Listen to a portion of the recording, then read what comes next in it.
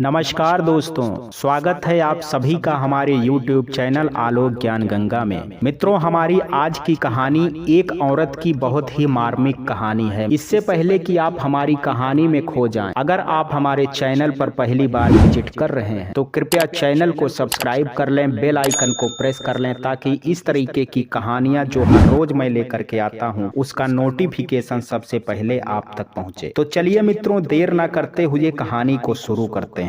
माँ, बुआ आ गई। अरे आज तो बिटिया बहुत सयानी लग रही है। हाँ दीदी, बिटिया को सयानी होते हुए समय थोड़े ही लगता है। अरे आराधना, तुम तो बात बात पर सीरियस हो जाती हो। बस तुम्हारी यही बात अच्छी नहीं लगती। देखो तुम्हारे नंदोई जी तुम्हारी कितनी तारीफ करते हैं। हम सबको भी तुमसे ही तो जीने की प्रेरणा मिलती है। अब तुम ही बात बात पर इस तरह सीरियस होगी तो हमारा क्या होगा। देखो तुमने कितने अच्छे से अभी तक सब कुछ संभाला है और अब तो तुम्हारी जिम्मेदारियों के पूरा होने का समय आ गया है। अब क्यों परेशान होती हो। वैसे लड़का करता क्या है। लड़का नेवी में है और अभी गोवा में पोस्टिंग है उसकी। आराधना ने अपनी आंखों के कोरों पर ठहरी हुई नमी को पोंछते हुए जवाब दिया। बाकी खानदान वगैरह तो पता कर लिया है ना, क्या करते हैं, कहां से हैं और लड़के के पिताजी क्या करते हैं। दीदी, अनुज भैया ने बताया है तो अच्छा ही खानदान होगा और लड़के के पिताजी भी आर्मी से रिटायर हैं। अरे वाह, सचमुच बहुत बड़ा अच्छा खानदान है। लेकिन आराधना, इससे पहले कि आदित्य कुछ और बोल पाती, आराधना बोल पड़ी। हाँ दीदी, मैं आपकी बात समझ रही हूँ कि आप क्या कहना चाहती हैं। आप यही कहना चाहती हैं ना कि आपके भाई से मैं हमेशा कहती रहती थी कि अगर मेरी बेटी हुई तो मैं उसकी शादी कभी भूल से भी किसी नेवी वाले से नहीं करूँगी। आपको क्या लगता है दीदी कि वो सब कुछ भूल गई होंगी। भला मैं कैसे भूल सकती हूँ वो वक्त जो मैंने आपके भैया के साथ। कहते कहते आज एक बार फिर आराधना अपने अतीत की परछाइयों में खो गई, जैसे कल ही की बात हो। आराधना इस घर में कितने अरमानों से ब्याह कर लाई गई थी और उतनी ही ख्वाहिशों के साथ उसने समय का हाथ थामा था और समय ने भी आराधना के प्रति अपने प्यार में कभी कोई कमी नहीं होने दी थी। आराधना की शादी समय से बहुत ही कम उम्र में हो गई थी। दरअसल आराधना के दादाजी की अंतिम इच्छा स्वरूप आराधना का विवाह किया गया था और आराधना की शादी के बस 1 महीने बाद ही वो इस दुनिया से अलविदा कह गए। आराधना और समय की उम्र का फासला भी बहुत कम था। जहां आराधना 22 वर्ष की थी तो वहीं समय सिर्फ 23.5 वर्ष का था। आराधना और समय एक दूसरे से बहुत प्यार करते थे। लगता ही नहीं था कि उनकी अरेंज मैरिज है।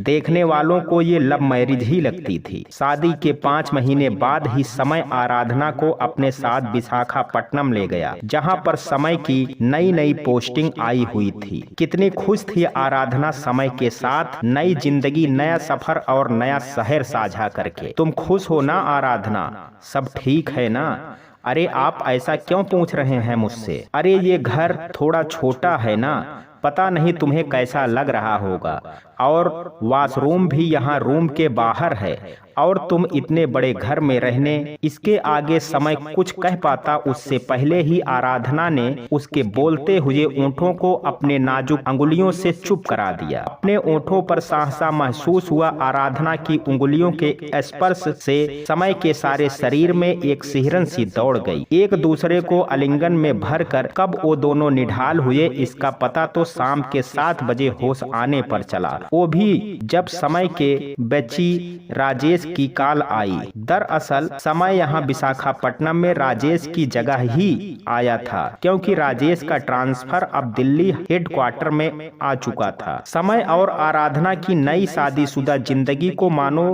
अब पंख लग गए थे। वो दोनों नवयुगल पूरी दुनिया जहान भुलाकर बस एक दूसरे में खोए थे। समय के परिवार वालों से लगभग रोज ही समय और आराधना की फोन पर बात होती थी और अपने ससुराल पक्ष के बाकी रिश्तों को भी आराधना ने बखूबी संभाल रखा था, चाहे फिर वो समय की बुआ हो या उसकी मौसी। आराधना का रो रो करके बुरा हाल था जब से उसे समय के शिप पर सेलिंग जाने की बात चली थी। कितना समझाया समय ने उसे, मगर वो तो बस लगातार रोती ही जा रही थी। मुझे कुछ नहीं पता, मैं बस आपके बिना नहीं रह सकती। जान, तुम कैसे बच्चों जैसी बातें करती हो। अरे मेरा तो जॉब ही यही है, यही मेरा सर्विस पैटर्न है डियर। मुझे नहीं पता आपका सर्विस पैटर्न, और अगर मुझे पता होता तो मैं आपसे कभी भी शादी नहीं करती। क्या बकवास कर रही हो आराधना?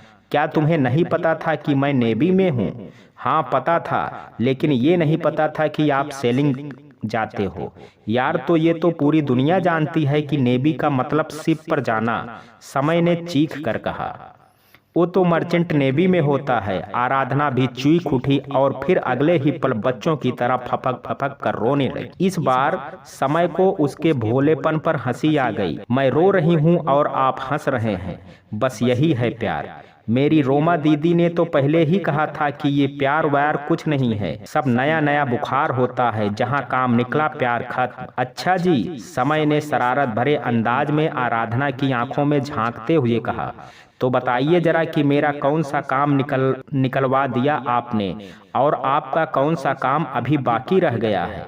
जैसे ही आराधना ने 2 पल ठहर कर समय के चेहरे को देखा तो इस बात पर आराधना की भी हंसी छूट गई। आज समय सुबह सुबह 5 बजे ही शिप के लिए निकल गया और आराधना अपने मायूस चेहरे और आंसुओं की बरसात के साथ अकेली रह गई। आराधना का रोना और उसकी मासूमी बेवजह भी तो नहीं थी। एक तो समय के बिना रहना और पूरे घर में अकेले रहना, अनजान शहर, अनजान लोग, और ऊपर से वहाँ की बोली भाषा भी अलग। दिन तो जैसे तैसे गुजर गया, मगर जैसे जैसे रात होने को थी वैसे वैसे आराधना की बेचैनी भी बढ़ती जा रही। और फिर दिन में तो समय ने शिप निकलने से पहले उससे फोन पर बात भी कर ली थी, मगर अब अगले 15 से 20 दिन तक तो उन दोनों की फोन पर भी बात नहीं होने वाली थी। आराधना को कॉकरोच से बहुत डर लगता था और बदकिस्मती से इस घर में कॉकरोच का भंडार था। शायद घर के चारों तरफ खुली नालियां इसकी वजह थी। आराधना की पूरी रात करवटें लेते हुए बीती। एक तो उसे अकेले सोने की आदत नहीं थी और ऊपर से एक अनजान खौफ। सुबह 4 बजे के बाद आराधना की आंख लगी। जैसे ही आराधना ने वॉशरूम का दरवाजा खोला वैसे ही 4-5 कॉकरोच उड़ते हुए उस पर आ गिरे। उफ, लगभग 2 घंटे तक लगातार रोती रही आराधना। आज समय को गए हुए पूरा 1 हफ्ता हो चुका था। इन दिनों में आराधना ने अकेले जीना और हर तरह के मुश्किल हालातों से लड़ना सीख लिया था, चाहे फिर वो हाथ में हिट लेकर के अकेले कॉकरोच मारना हो या ऊपर पहाड़ी नुमा रास्ते से नीचे उतरकर 2 किलोमीटर दूर चलकर घर के लिए साग सब्जी दूध आदि लाना हो। इन सब में एक बात और थी कि आराधना ने ना तो अपने मायके और ना ही अपने ससुराल में ही समय के शिप पर जाने की बात किसी को बताई थी। इस बाबत आराधना का तर्क था कि उसके अकेले रहने पर घर वाले बेकार ही परेशान होंगे। आज सुबह ही चहक रही थी आराधना, तेरे आने की जब खबर महके, तेरी खुशबू से सारा घर महके। इस खूबसूरत गजल को ओंठों पर सजाकर वो अपने साथ साथ पूरे घर का श्रृंगार करने में लगी हुई थी। आज उसने समय की पसंद की लगभग 5 से 7 डिशेज बनाई थी और पूरे घर को फूलों से सजाया था। अपने बेड पर रेशमी चादर और खुद भी रेशम की हल्की आसमानी रंग की साड़ी पहने थी, जो कि उसके समय का फेवरेट कलर था। समय आ गया और फिर उन दोनों प्रेमी पंछियों की जुदाई के बाद मिलने की शाम, रात, सुबह, दोपहर और फिर अगली शाम। शायद ही उन दोनों के जीवन में ऐसे यादगार पल और शानदार पल बीते हों कभी। एक छोटे से मगर बेहद तड़पन भरे बिछोड़े के बाद एक बार फिर से उन दोनों की खूबसूरत जिंदगी की खूबसूरती 2 गुने जोश के साथ वापस लौट आई। अक्सर बाहर घूमने जाना और हर वीकेंड पर आर के बीच जाना, नेवी के थिएटर में मूवी देखना तो उनका रूटीन ही बन गया था। इन सब के बीच वो दोनों अपने घर होली, दीपावली और रक्षाबंधन जैसे त्योहारों पर भी शामिल होते रहते थे। अलीगढ़ में उन दोनों का घर आसपास होने की वजह से वो आसानी से एक बार के ट्रिप में दोनों जगह मिल आते थे। हालांकि आराधना की ससुराल उसके घर के नज़दीक होने के कारण वो अपने मायके में कभी एक रात भी नहीं रुक पाती थी, लेकिन उसे इस बात से कभी भी कोई शिकायत नहीं हुई। बस वो अपने मम्मी पापा से मिलकर और 2-4 घंटे उनके पास बिताकर ही खुश थी, क्योंकि वैसे भी आराधना को अपने मायके से ज़्यादा ससुराल में रहना पसंद था। और इसका एक ये भी कारण था कि आराधना के मन में हमेशा ये ख्याल रहता था कि वो चाहते हुए भी ससुराल में ना रह पाने की वजह से अपने सास ससुर की सेवा नहीं कर पा रही थी। इसलिए वो मौका मिलने पर अधिक से अधिक समय अपने ससुराल में ही बिताना चाहती थी। सब कुछ बहुत अच्छा चल रहा था और अब तो इन बीते 3 सालों में आराधना को समय के सेलिंग जाने पर अकेले रहने की आदत भी पड़ गई थी। मगर आज वो समय को छोड़ने के लिए यही कहती थी कि अगर उसके बेटी हुई तो वो उसकी शादी कभी भी किसी नेवी वाले से नहीं करेगी। इन हंसते खेलते पलों में एक गम भी था जो उन दोनों के दिलों में हर पल पल रहा था। और वक्त बीतने के साथ ही उन दोनों का ये गम कहीं हद तक एक डर में भी बदलता जा रहा था कि कहीं ये गम उनके उम्र भर का दर्द ही ना बन जाए। शादी के 3 साल बीत जाने पर भी आराधना की गोंद सूनी थी। हालांकि इस बात पर समय ने आराधना से कभी सामने से तो कभी कोई चर्चा नहीं की थी, लेकिन उसकी बातों में अक्सर इसको लेकर के आराधना ने एक सूनापन या खालीपन जरूर महसूस किया था। और अब तो आराधना के ससुराल वाले भी इस बात को लेकर आराधना से कई तरह के सवाल पूछने लगे थे। एक दिन आराधना ने समय से इस विषय पर बात की। मैं सोच रही थी कि हमें एक बार डॉक्टर से मिल लेना चाहिए। डॉक्टर से? हाँ, वो सरिता भाभी भी कह रही थी कि शादी के 3 साल तक कंसीव ना होने पर उन्हें भी ट्रीटमेंट करवाना पड़ा था, तब जाकर उनका गोलू। ये कहते कहते आराधना का गला भर आया। अरे तुम इतना परेशान क्यों होती हो? और फिर हम दोनों की भी अभी उम्र ही क्या है। माना कि कुछ फैमिली कंडीशंस की वजह से हम दोनों की शादी जल्दी हो गई, मगर अब बच्चे के लिए इतना परेशान क्यों हो रही हो? और सरिता भाभी की तो शादी ही बड़ी देर से हुई थी, तो उनकी और हमारी क्या बराबरी? आप तो इस तरह से कह रहे हैं जैसे आपको कोई फर्क ही नहीं पड़ता, जबकि इस बात को लेकर मुझसे ज़्यादा मायूसी मैंने आप में महसूस की है। समय कहते कहते आराधना रोने लगी और समय ने नम आंखों से उसे अपने सीने से लगा लिया। इस वक्त दोनों एक दूसरे का दर्द महसूस कर रहे थे, मगर उन दोनों में से कोई भी दूसरे को अपने दर्द का एहसास नहीं कराना चाहता था। लेकिन मोहब्बत की सच्चाई तो 2 जिस्म और एक जान है। फिर भला एक ही जान होने पर एक दूजे के दर्द जुदा कैसे हो सकते हैं? अगले दिन वो दोनों डॉक्टर के क्लिनिक में थे। देखिए, मुझे लगता तो नहीं है कि आपकी वाइफ को कंसीव करने में कोई टेक्निकल इशू है, मगर फिर भी मैंने कुछ टेस्ट लिख दिए हैं जिनके बाद मैं आपको और भी क्लियरली दे पाऊंगी। सारी रिपोर्ट्स भी नॉर्मल हैं। मम्मी? हाँ बेटा, तू इतनी चिंता क्यों करती है? कई बार सब कुछ नॉर्मल होने पर भी कंसीवने में थोड़ा समय लग जाता है, आराधना की मां ने उसे फोन पर समझाते हुए कहा। अच्छा माँ, मैं अब फोन रखती हूँ। आज वो जल्दी आएंगे क्योंकि हमें शाम को आज नेवी मेला देखने जाना है। ओके बेटा, बाय, अपना ख्याल रखना। यार, मेरा ट्रांसफर आ गया है। कहाँ? आराधना ने बड़ी ही उत्सुकता से पूछा। समय ने अजीब सा मुंह बना लिया और बिल्कुल चुप हो गया। बताइए ना, ऐसे क्यों कर रहे हैं? आराधना ने घबराते हुए पूछा। दिल्ली। समय ने जोरदार आवाज से अपनी चुप्पी तोड़ी। क्या सच? दिल्ली? खुशी से झूम उठी आराधना और मौके का फायदा उठाकर समय ने उसे अपनी गोद में उठा लिया और उसे बेतहाशा चूमने लगा। समय के चुंबनों से मदहोश हुई आराधना ने अपनी तेज हुई गर्म सांसों से लबरेज ओंठों को समय के ओंठों पर रख दिया। 10 मिनट तक लगातार वो दोनों प्रेम की पंछी एक दूसरे के ओंठों पर एक जादुई और बेहद खूबसूरत एहसास से भरते रहे। और फिर बिस्तर पर सिलवटों का दौर पूरी रात चलता रहा। अब जान, बस तुम्हारा बर्थडे विशाखापट्टनम में आखिरी बर्थडे होगा। क्यों? अरे फिर मार्च में निकलना है ना हमें यहाँ से। भूल गई क्या? कैसे भूल सकती हूँ, इतने दिन सबसे दूर रही और अब आप सोच भी नहीं सकते हैं कि मैं कितनी खुश हूँ। आई लव यू जान। लव यू टू डियर कहते हुए समय ने स्नेह से आराधना का माथा चूम लिया। समय भी समझ रहा था कि आराधना की उदासी, क्योंकि वो भी इस बात को बहुत अच्छी तरह से समझता था कि आराधना भले ही कुछ कहती नहीं है, मगर यहाँ पर आए शहर में सबसे अलग थलग रहना और खासकर समय के शिप पर चले जाने के बाद अकेले घर में रहना कितना कष्टदायक है आराधना के लिए। एक तो कोई बच्चा भी तो नहीं है जिसके साथ वो खेल सके, खुश हो सके। बस जान, तुमने जो समय काटा बस काट लिया समझो।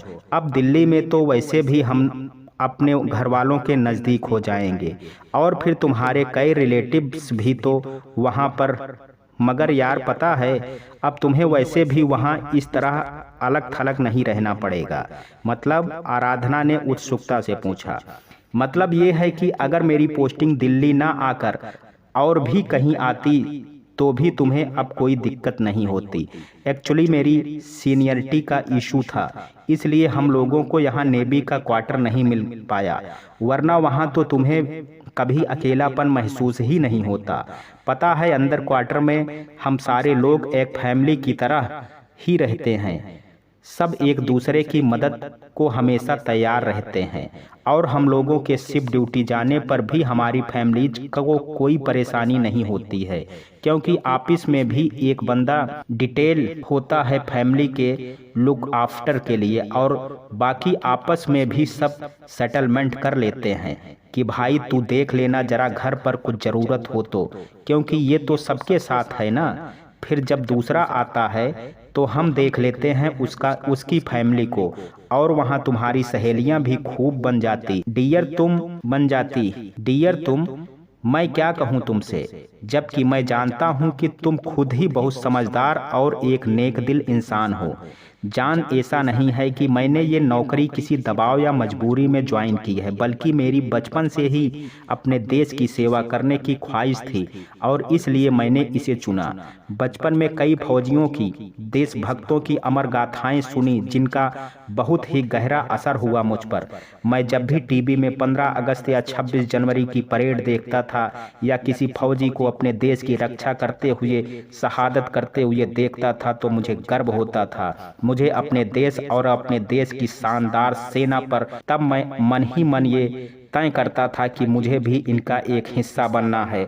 मुझे भी अपनी मातृभूमि के लिए कुछ करना है, कुछ तो करना है। कहते कहते गर्व से भर गया समय, और उस वक्त की उसकी आंखों में जो चमक थी उसे देखकर आराधना भी एक अजीब सी खुशी और गर्व महसूस करने लगी। आपको क्या लगता है कि मैं ये सब नहीं जानती हूँ या फिर अपने देश से प्रेम नहीं करती हूँ?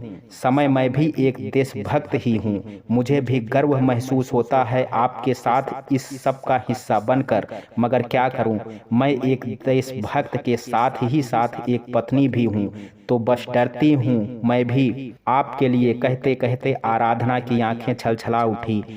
जब आप सेलिंग जाते हैं तो बस ईश्वर से आपके सही सलामत लौटने की दुआ करती हूँ। आपको पता है, जब भी किसी सेलिंग पर गए हुए शिप के साथ या उसके सेलर्स के साथ कुछ दुर्घटना होती है तो मुझे बस आपका ही ख्याल आता है। I love you my India. समय, but I love you also. कहते कहते फूट फूट कर रो पड़ी आराधना, और समय उसे चुप कराते हुए अपने आंसुओं को छुपाने की नाकाम कोशिश करने लगा। हैप्पी बर्थडे जान, माथे पर एक स्नेहिल चुंबन अंकित करते हुए समय ने कहा।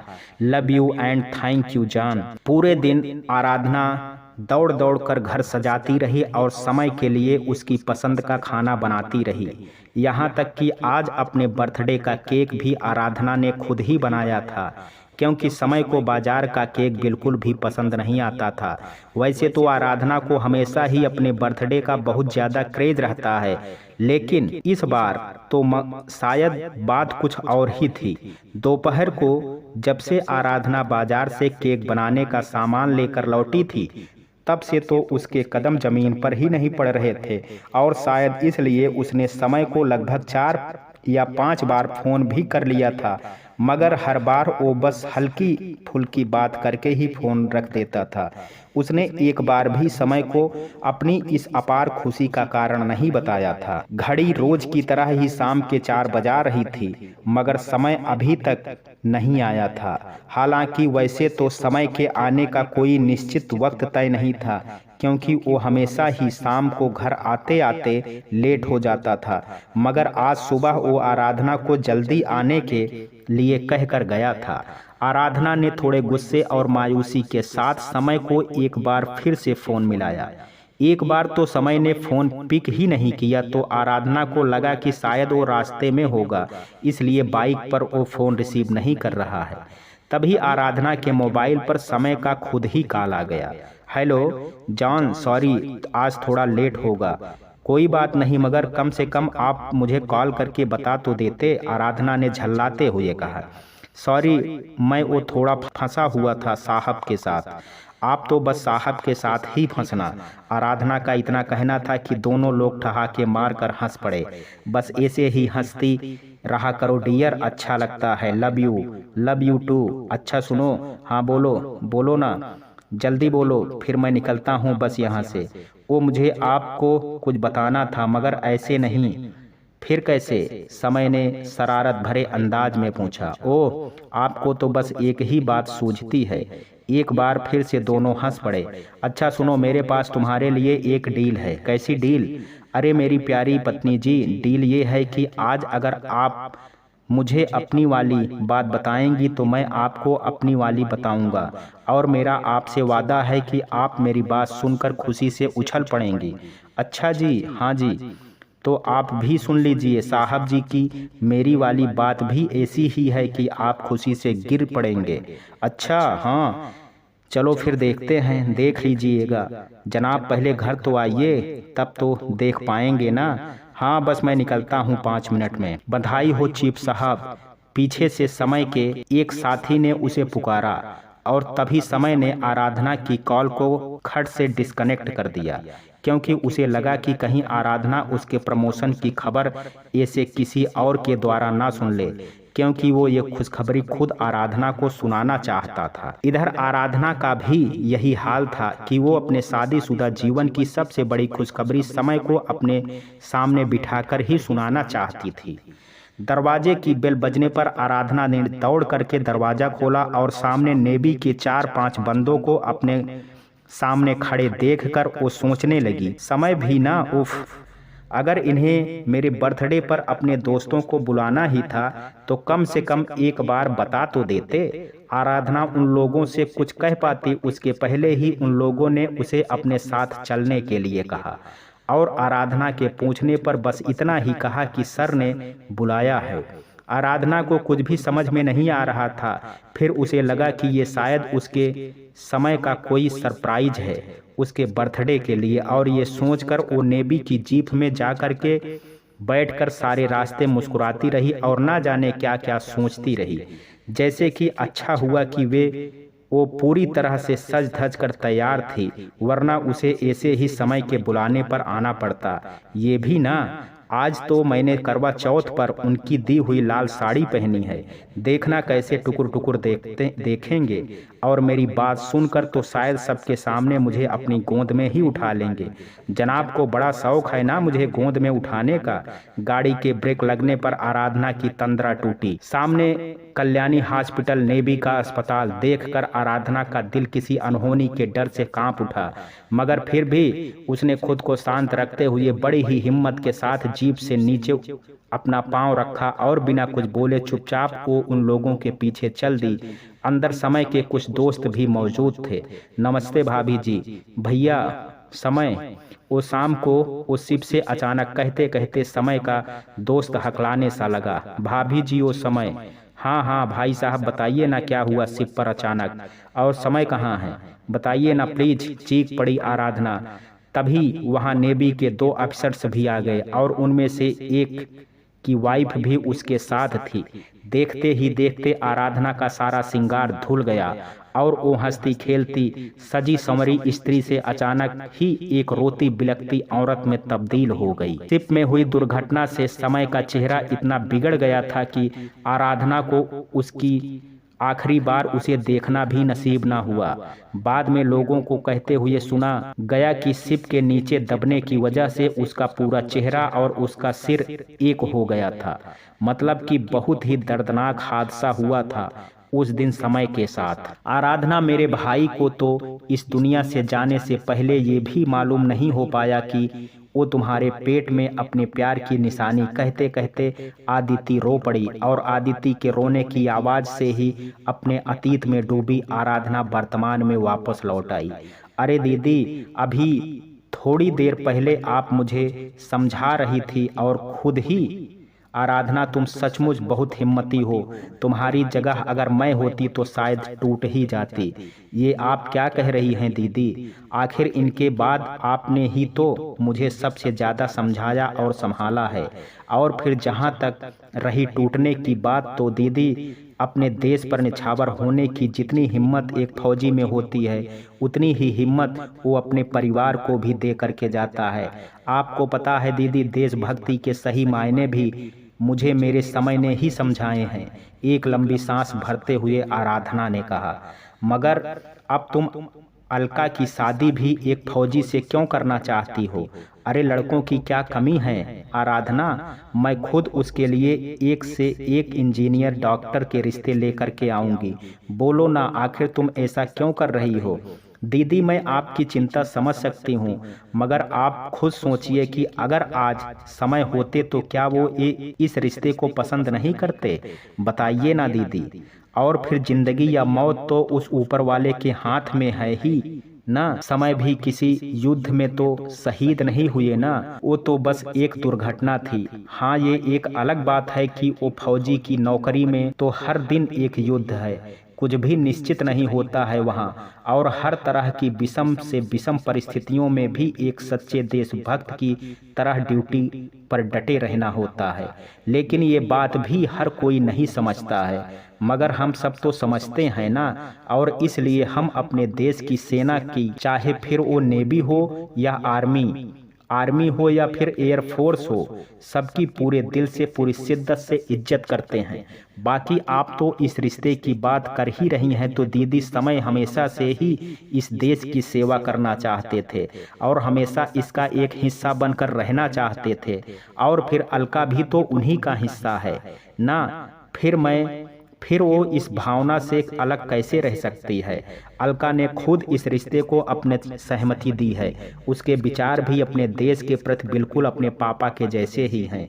इसके आगे आराधना कुछ कह पाती उसके पहले ही उसकी ननद यानी कि आदिति ने उसे अपने गले से लगा लिया। I am proud of you dear. कहते कहते आदिति की आवाज भर्रा गई। मम्मा, मम्मा, वो लोग आ गए। आदिति का 15 वर्षीय बेटा दौड़ता हुआ आकर बोला। चलो आराधना, अब अपना ये फर्ज भी निभाओ। मैं बाहर जाकर लड़के वालों को देखती हूँ, तब तक तुम जा करके अलका को ले करके आओ। जी दीदी। कहते हुए आराधना अंदर अलका के कमरे की ओर चल दी। उसके चेहरे पर आज एक अजीब सा सुकून था और उसकी आंखों में देशभक्ति की एक शानदार चमक थी। तो मित्रों, ये कहानी आपको कैसी लगी? आप अपनी राय मुझे कमेंट बॉक्स में ज़रूर दीजिएगा। वीडियो अगर पसंद आया हो तो वीडियो को लाइक, शेयर और चैनल को सब्सक्राइब करना ना भूलें। कल मिलते हैं एक नई कहानी के साथ। तब तक के लिए जय हिंद, जय भारत।